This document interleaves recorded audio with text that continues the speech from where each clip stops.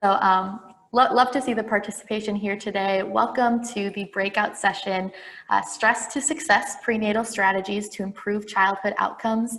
My name is Megan Walters and I work for the World Food Prize Foundation. I'm very excited to be working on the Iowa Hunger Summit this year. We've still got a couple of people coming in from the waiting room, but I want to make sure that we have our full time today. So I'd like to introduce our two speakers. Sarah Welch is the Network Outreach and Communications Contractor for Iowa ACES 360. Sarah focuses on using communication strategies to create system and societal and social change. With over 15 years of experience in areas including nonprofit communications, journalism, and higher education, she brings knowledge of how to lead diverse stakeholders toward shared goals and strategies, develop frames for messaging to gain broader support, create and implement communication and action plans, and write engaging content. Along with Sarah today, we have Cassie Odlin, who is the Family Life and Nutrition Educator at Iowa State University Extension and Outreach. Cassie works for the Extension and Outreach Office in Polk County as a Family Life and Nutrition Educator. She's been serving families in the community with ISU Extension and Outreach for 4.5 years. Cassie graduated from Iowa State University with bachelor's degrees in nutrition and wellness and human development and family studies.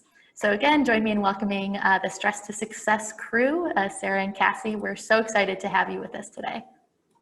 Thank you. Thanks for joining us. We're really looking forward to a productive conversation on how we can support families in this critical prenatal time period and what are strategies that really work for that.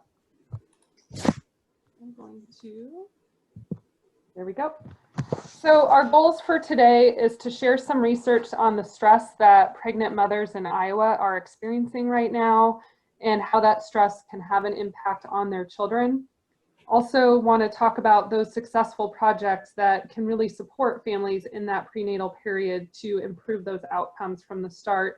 And then we want to open it up for discussion. We'd love to hear from you what you're learning, and also if you have other programs or activities related to the prenatal period, or maybe there's strategies we should be thinking about in this space. We'll have time for some questions after each of our presentation between Cassie and I. But if you have questions along the way, type them in the chat box. If we don't get to them right away, we will try to save a fair amount of time at the end for that discussion and conversation. So please type away.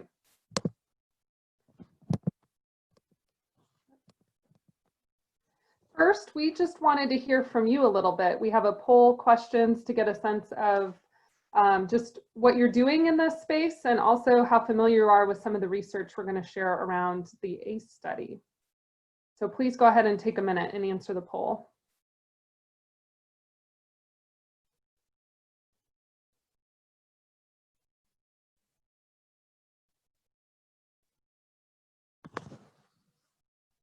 Wow, it's really, it's good. It's fun watching it shift. Yeah, it looks like we've got 35 of our 47 people responding. So make sure you can see your poll question. I got a couple more coming in. We'll maybe close it in another 10 seconds or so.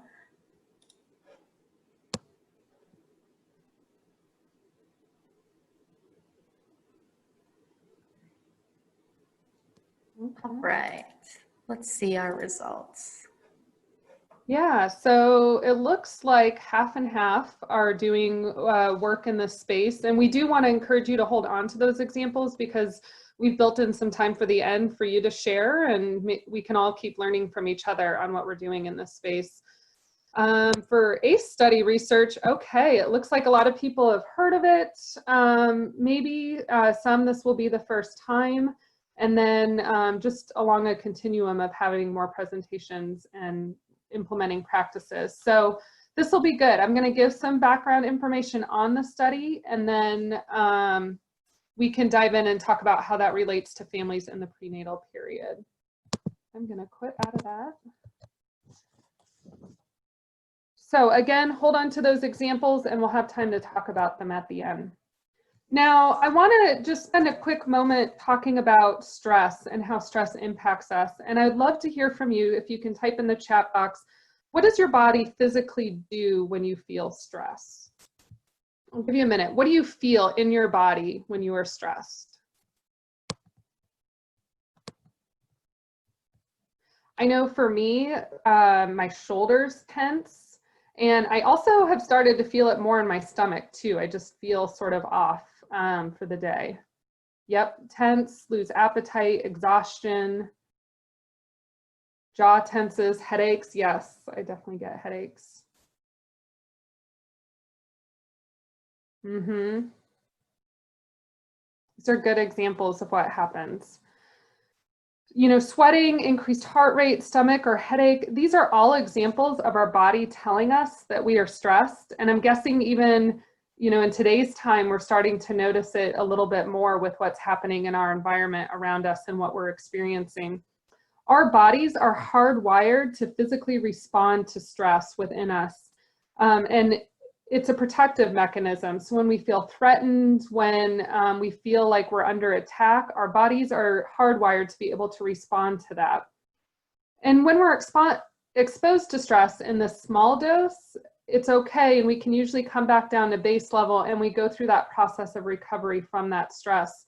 But when we experience stress that is prolonged, without support, excessive, unpredictable, when we don't know when it's going to end, it's hard for our bodies to rewire to come back down to that baseline and have that recovery period so that the stress doesn't take over in the physical sense of our bodies. Toxic stress is defined by the American Academy of Pediatrics as excessive or prolonged in the absence of buffering protection, specifically in the absence of healthy relationships. The Harvard Center on the Developing Child talks about stress as, you know, if you have it in this moderate, short-lived form as a child with supportive relationships, that level of stress can usually be brought back down to baseline and not impact development. But if you're experiencing it, especially as a child in this toxic level, that level can really rewire the structure of your body and your brain and have a long-term impact on your health and mental health outcomes. The Adverse Childhood Experience study was done in the 1990s, and it was the largest study looking at the short and long-term impacts of cumulative childhood trauma ever done. And the study set out to examine that relationship between adverse childhood experiences and later health and behavior outcomes.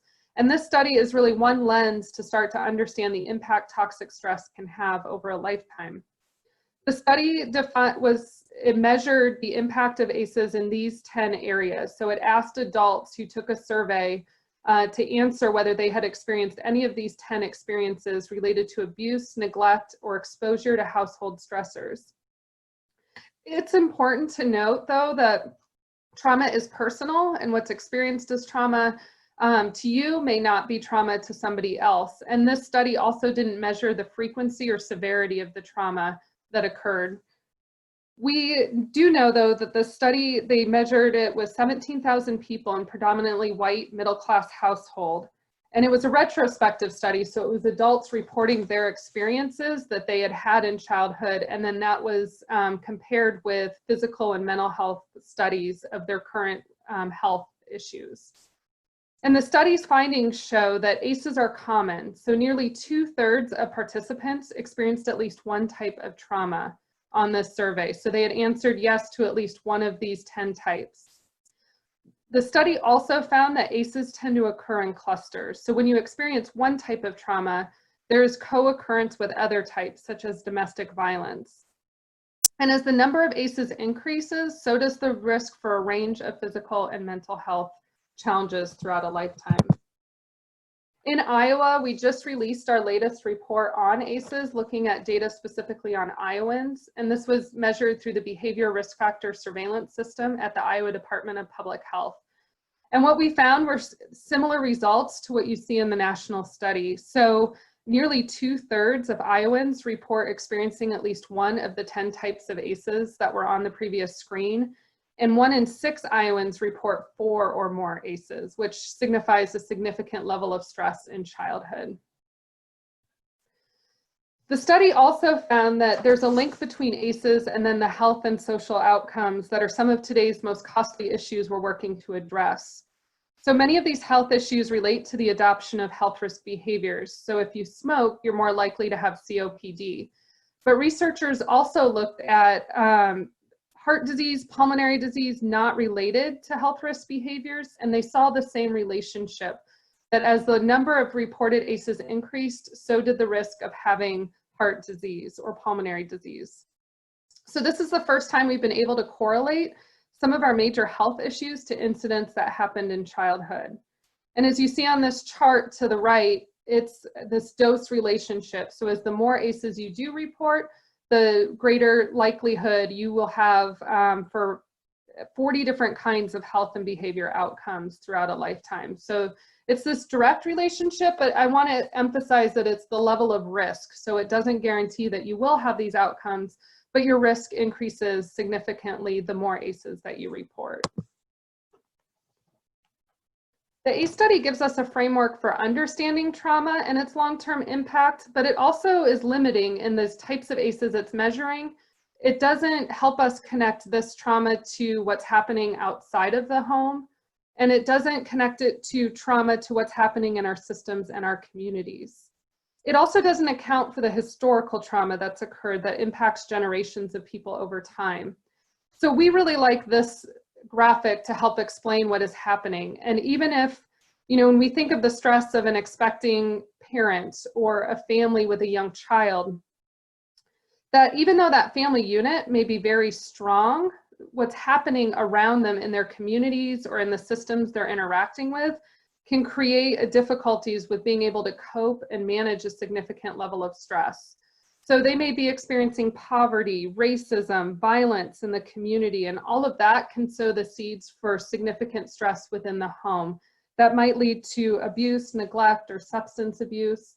And so we really have to think about what's in the soil in our neighborhoods and our systems that could create these adverse events for families.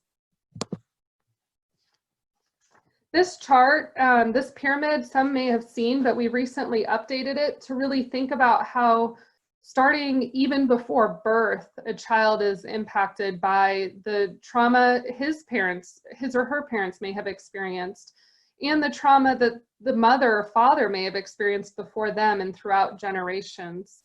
It also shows that, it's not just that historical trauma that may have occurred, but also the social conditions in which a family is living within.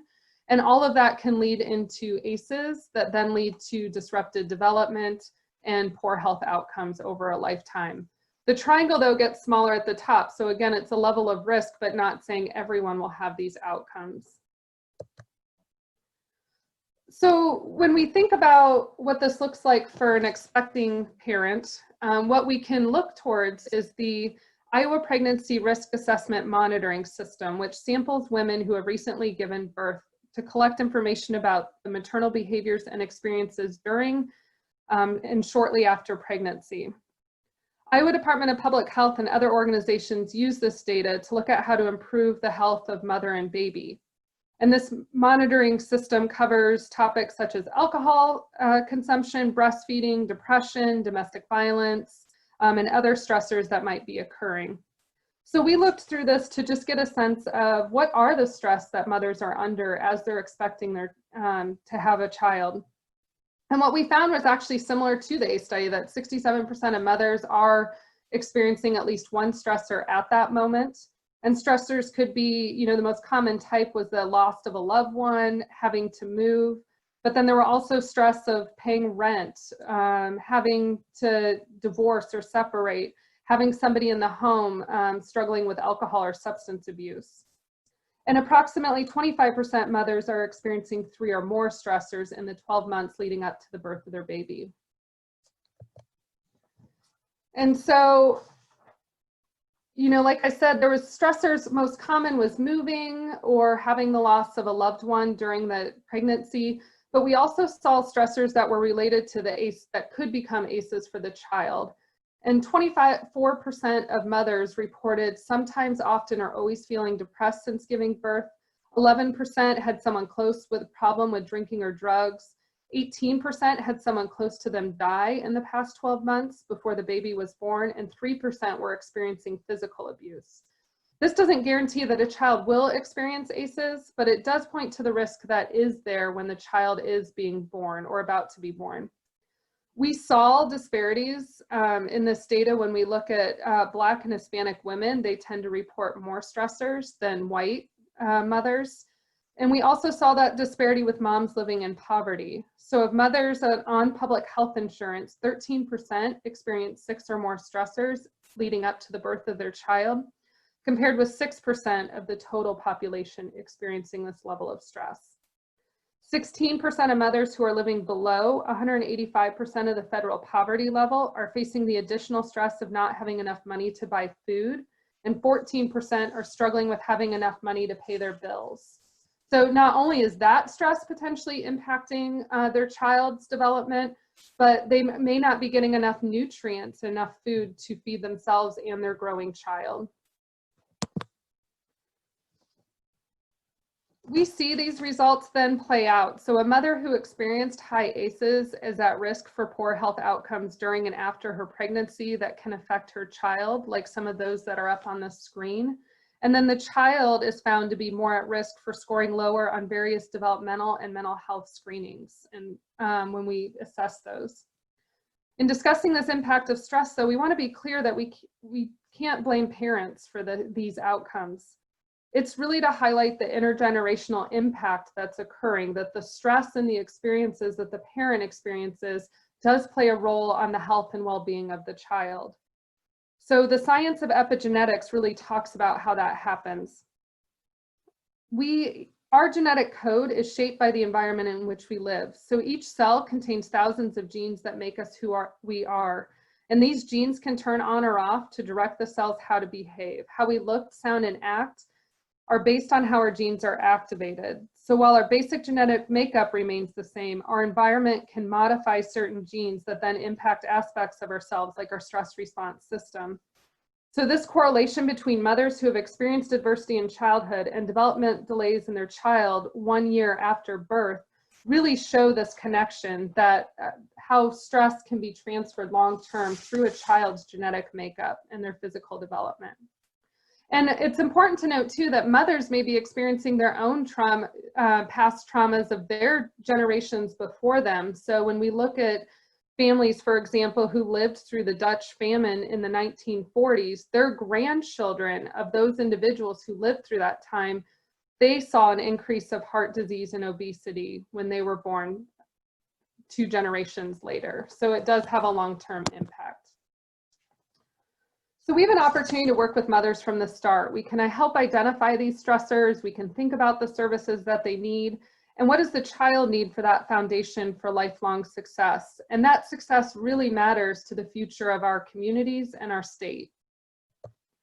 So we've spent a lot of time really talking about some of the significant devastation that can occur from trauma and that huge impact that it can play. But we need to really emphasize that there's a lot we can do. And the science of resilience is helping show us what that looks like.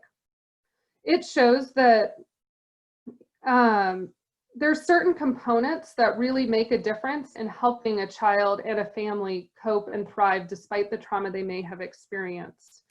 And resilience is that ability to move past that toxicity of stress that did occur to help that body come back down to base level and be able to cope and thrive. So when we talk about resilience with families, we need to really emphasize that it's not that they're not resilient. The fact that they are there in the first place shows tremendous resilience, but how do we build on their strengths and how do we make sure they have the right components to be able to thrive in our communities? For kids, what's so important for resilience is that they have caring adults, that they have parents who exhibit resilience themselves. And they have that sense of purpose and belonging and are able to self-regulate and have access to resources in the community. And while it's really important to start early and build a strong foundation with children, it's important to note that throughout our lives, our brains are capable of adapting and forming new pathways. So even if we've experienced a significant amount of trauma, there is hope that we can recover and thrive despite that trauma. If we need any proof, here's a sign that shows it works. So studies that show mothers who had positive experiences in childhood were less likely to exhibit signs of trauma later in life, even if they had a high level of ACEs. Other studies confirm this too, that the more positive childhood experiences adults report, the more likely they are to have better outcomes, less likely to have mental health challenges, even if they do report a high level adversity in childhood. So we know these components that we can start building for children and families. The 9 to Thrive project is one example I'm going to share, and then Cassie's going to share a couple other examples of supporting mothers in that prenatal period. And so this is one way we looked at how do you help connect mothers who are showing signs of stress with the support that they need to make sure that they have that strong foundation for their children when that child is born. This started out as a pilot project in January 2019. The pilot site we hosted it at was Broadlawns Women's Health Center.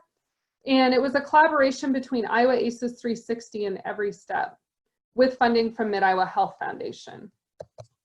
And what this looked like was when healthcare providers perform a screening when a mother comes in for a prenatal visit. And if there's a sign of a stressor, they make that referral of that mother to the 9 to Thrive program. Then a 9 to Thrive support specialist connects with that parent separately to figure out what stress they're experiencing and identify the right resources and supports in the community to connect them to. And then that support specialist follows up with the family over time to be able to continue to provide support and connect to additional resources in the community. For the mother-to-be, it really looks like, if she's screened in a prenatal visit, she is referred then for a free confidential connection for support to the 9 to Thrive program.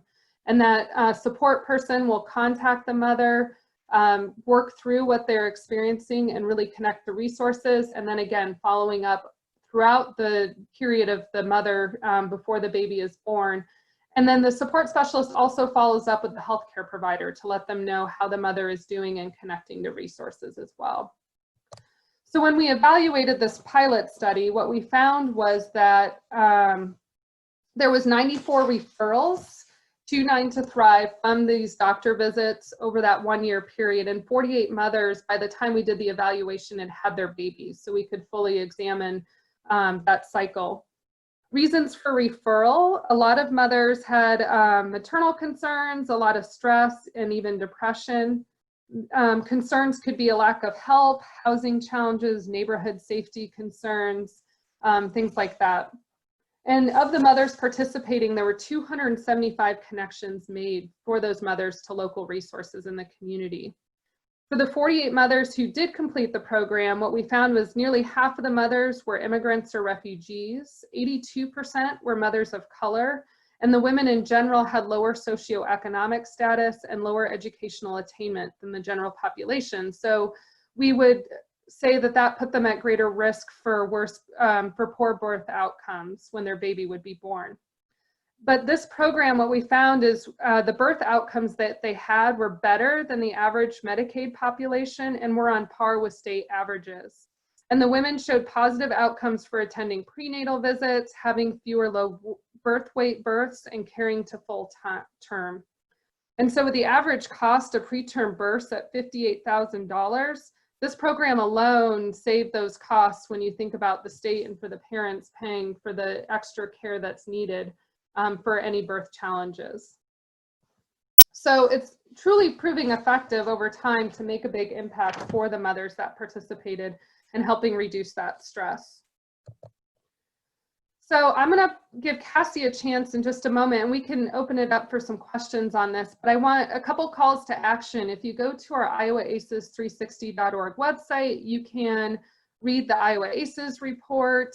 We also have a white paper on prenatal strategies to support families, and I think that's coming out in a newsletter for anybody who's registered for this conference as well. Also encourage you to get signed up for our Iowa Coalition newsletter, and that'll give you other opportunities to learn about work like this and what we're doing in this space. And I'm going to pause for just a moment. I haven't had an eye on the chat and just want to make sure if there's any questions or comments that I can help answer those. And somebody asked, will the current COVID pandemic be considered an ACEs contributor? I think that's a really good question.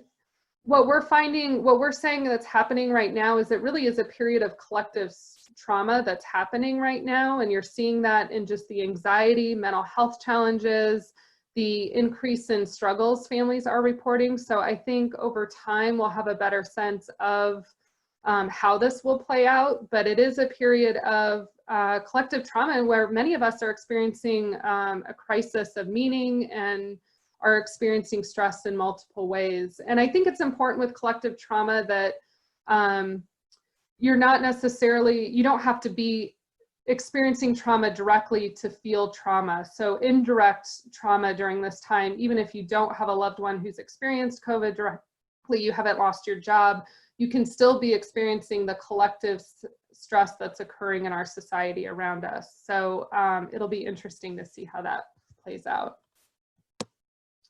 Other questions?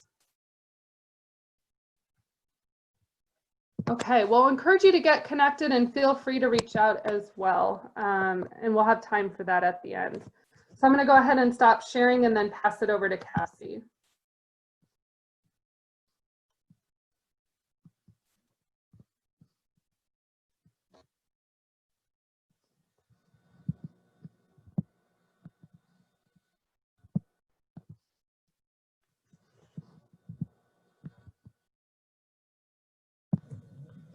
Awesome. All right. Well, good afternoon, everybody. Thanks again, Sarah, for sharing such impactful information with us about maternal stress and its impact that it has on Iowa families right now. I think that's really important that it relates to Iowa families, exactly what, everyone that we're working with right now. So just a reminder, my name is Cassie. I work for ISU Extension and Outreach in Polk County, which is the Des Moines metro area, as a family life and nutrition educator. And my presentation today is going to showcase our partnership that ISU Extension and Outreach has with Nutrition for Young Children, which is a nonprofit that supports prenatal development.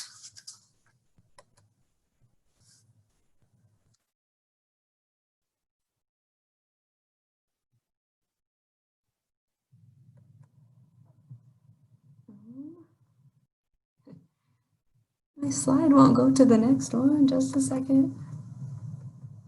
Aha, there we go.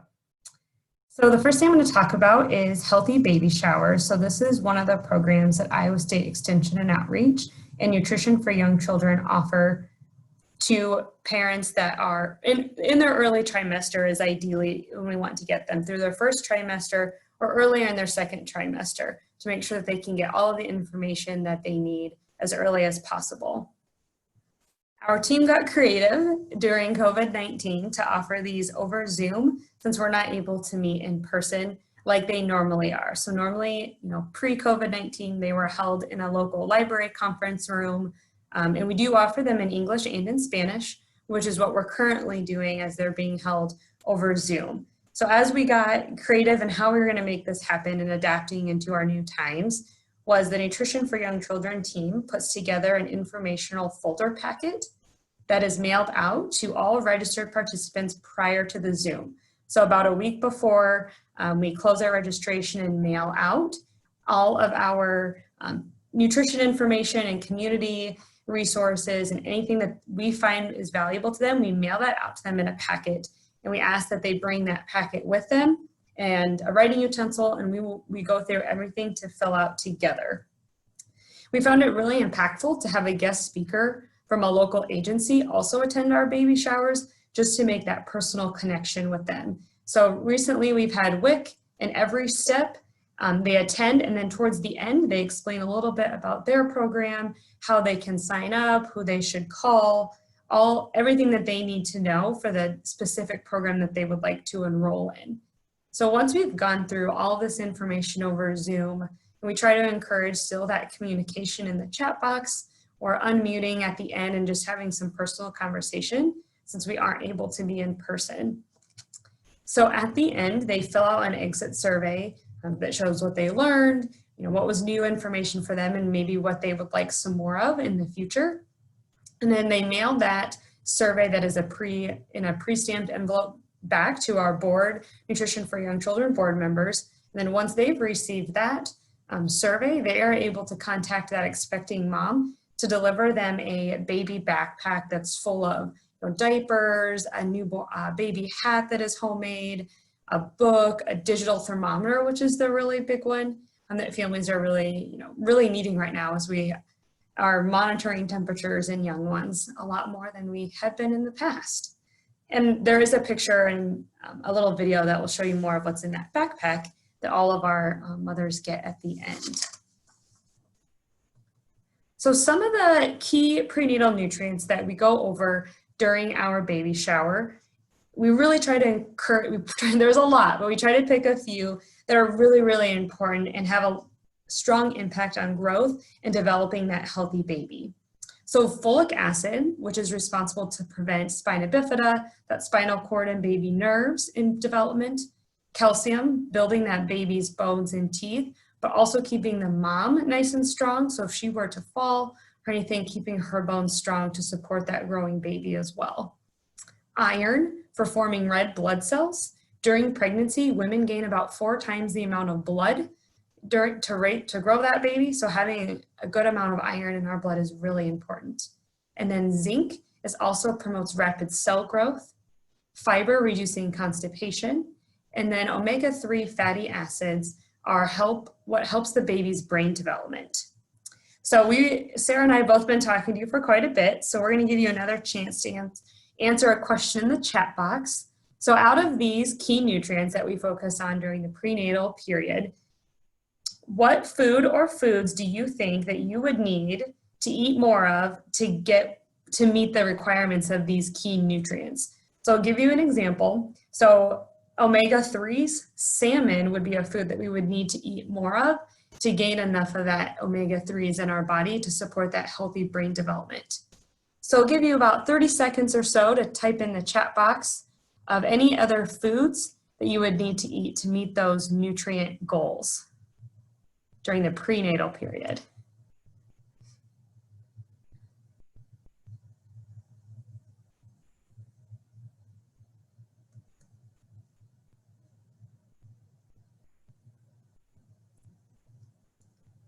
And then Megan, I cannot see the chat box, so if you would want to call anything out, that would be awesome. Absolutely. We're having quite a few responses. Lots of dark green veggies, green leafy veggies, Yes. Salmon, whole grains, beans, legumes. Yes. Those are all awesome responses and great foods that, yes, we need to keep in mind, not only on a normal basis, but really emphasizing those foods during pregnancy. Carolyn also mentioned enriched whole grains and milk. Yes, get that calcium, the fiber. Greek yogurt and milk as well, from Renee. Awesome. Well, thank you all for your responses, and hopefully everyone had lunch because you might be getting hungry now that everyone's talking about these yummy foods.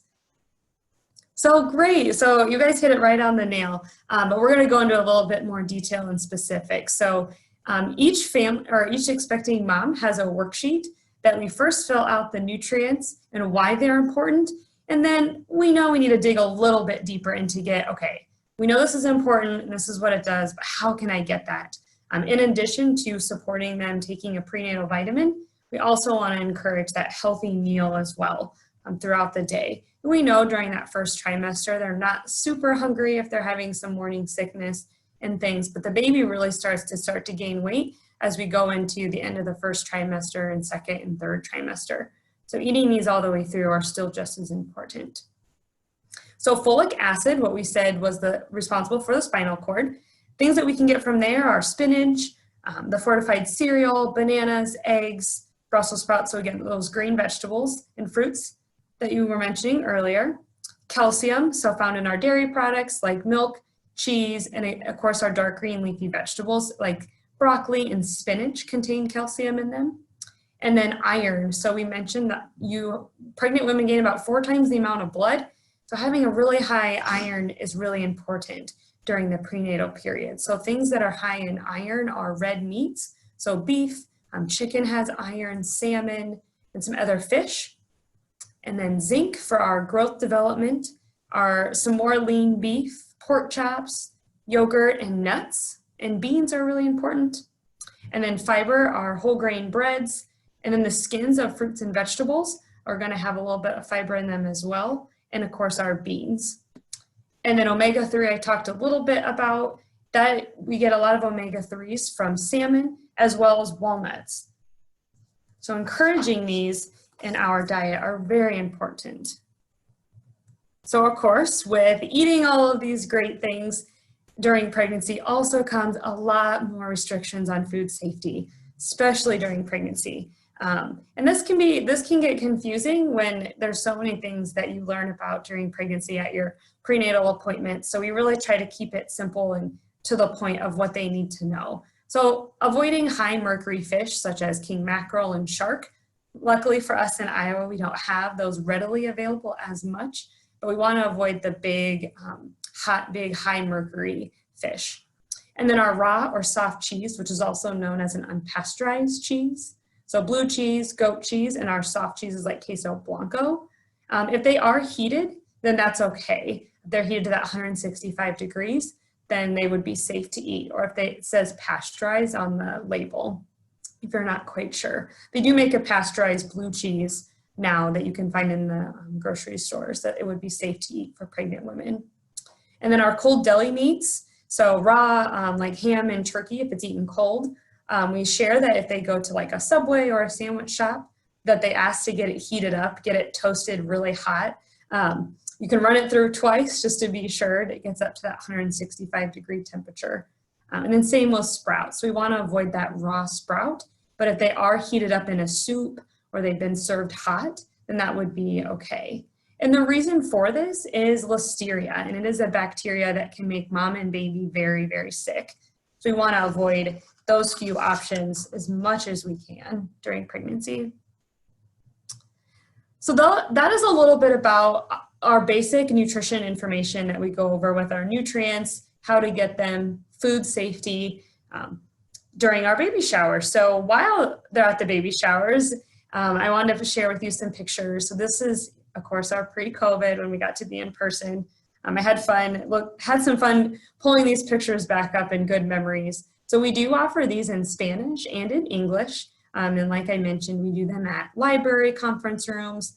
We try to keep it really warm and informal by having people sit around in a circle to encourage that conversation with other first-time moms, or maybe not a first-time mom and a third-time mom, to share those experiences and letting them know that it will be okay.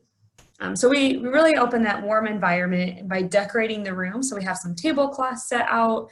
We set up balloons, it's a girl or it's a boy, some pink and blue, some streamers. We have like a sign on there on the picture on the right that says baby shower, like welcome.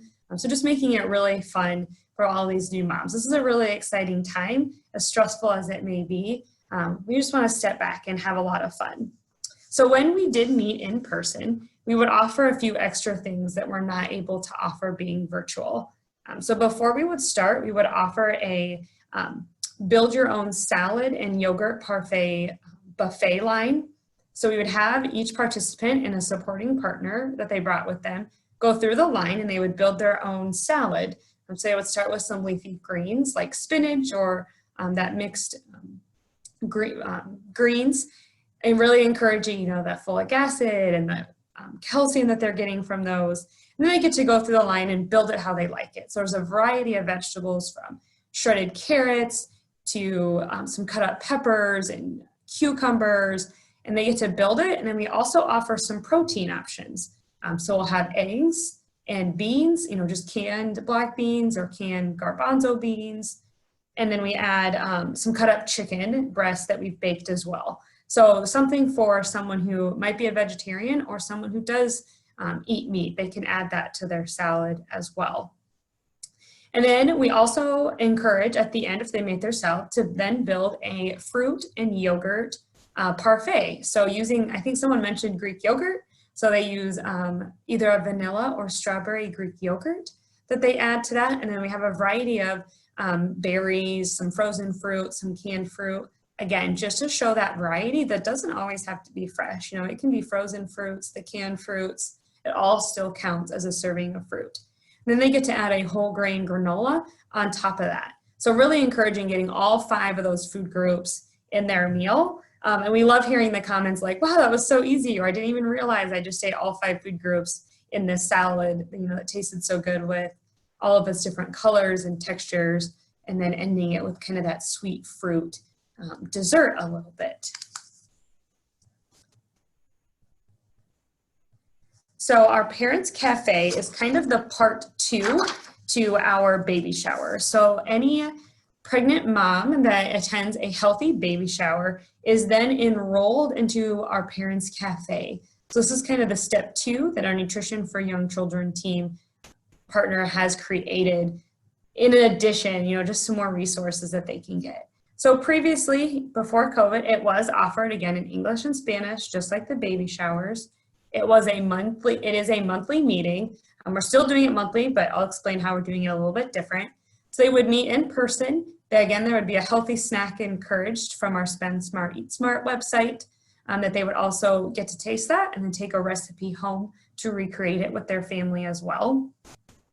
And then they just get together, all of these moms that have previously attended a baby shower, they get together, their baby might be a month old, there might be 4 months old, and really connecting back with those moms of, what are you going through? Are you seeing this? Is your baby crawling? Is your baby eating certain foods yet? So really, again, connecting that friendship that they met maybe the first time at the healthy baby shower, but they continue to rejoin these monthly parent cafes, kind of as our moms group.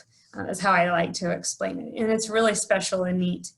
So currently we are not able to meet in person. So our Nutrition for Young Children partnership has been combining a monthly mailing of information that seems to be high on these moms' lists. So they do fill out a survey, done some focus groups to see what is of interest during this time now that baby's actually here. So things like postpartum depression, dental care, when do I need to go to the dentist, even though they don't have teeth? How do I find high quality childcare? Immunizations and when and why, and literacy tips, and then stuff on mobile food pantries. So where can I go to get some of these healthy foods that I need for me and my family, or for me and baby now that, maybe they're 6-7 months old and starting to eat. So in that monthly mailing that they're getting in the mail, they also get a $30 gift card that they can use to buy food or non-food items, such as maybe a new jacket or some clothes or diapers, formula, baby food, anything that they might be needing during this time, they're able to get in their monthly mailing. So again, we really encourage everyone that is in the healthy baby showers, they automatically get enrolled into this Parents Cafe. And again, they can stop the mailings at any time, but they've really enjoyed it. And just to have a little testimonial, I do have a video that was done by our Nutrition for Young Children board members. This is taken at a Parents Cafe meeting about moms that have attended previously in the past to a healthy baby shower and what they have learned and things that they're using now that they didn't know prior to attending our healthy baby shower.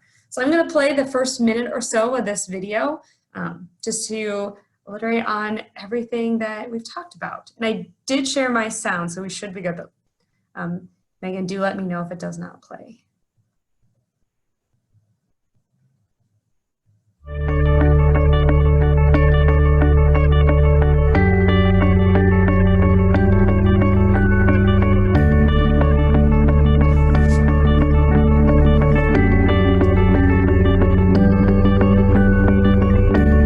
I love the baby shower. I love the food, the lunch that they provided, and I also love the information. Besides that, I love the thermometer that they gave us because it's very expensive and I wouldn't be able to afford it on my own. Another cute thing is the hat that the ladies made. It's the only hat that fits my baby right now. My baby is 6 pounds and he's so small, so that's the only hat that feed my baby, and my husband loves it. The color is perfect. The healthy baby shower I attended was back at the beginning of March, I believe. And it was really informational about all the foods I could eat while I was pregnant, how much more calories, how much more nutrition I needed and stuff, so I could sustain my baby as well as me. I'm just thankful for you guys and WIC and other programs that we're able to go to if we need help. When I attended the Healthy Baby, so there is a little bit more to that, but I'm just going to share the little snippet since the first part talked about the nutrition and the impact that shower, I was maybe about 5 months pregnant. That they learned and that they had on that.